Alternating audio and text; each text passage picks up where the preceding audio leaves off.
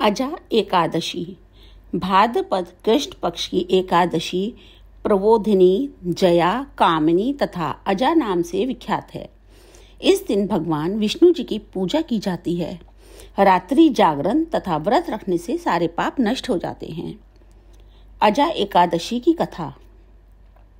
पुराणों में वर्णन आता है कि एक बार सत्यवादी राजा हरिश्चंद्र ने स्वप्न में ऋषि विश्वामित्र को अपना राज्य दान कर दिया।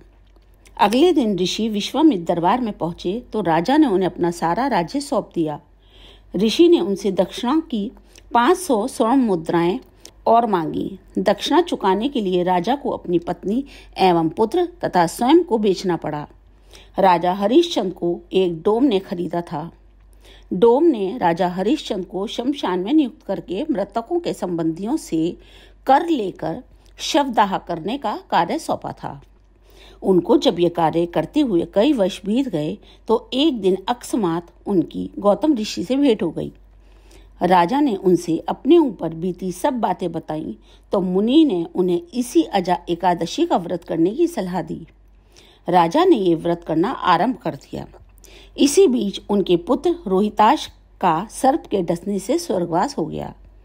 जब उसकी माता अपने पुत्र को अंतिम संस्कार हेतु शमशान पर लाई तो राजा हरिश्चंद्र ने उससे शमशान का कर मांगा, परंतु उसके पास शमशान का कर चुकाने के लिए कुछ भी नहीं था।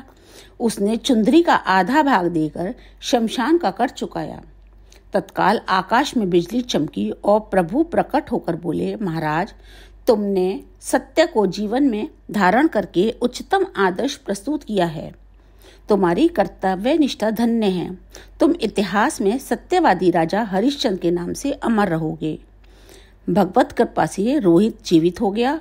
तीनों प्राणी चिरकाल तक सुख भोग कर अंत में स्वर्ग को चले गए।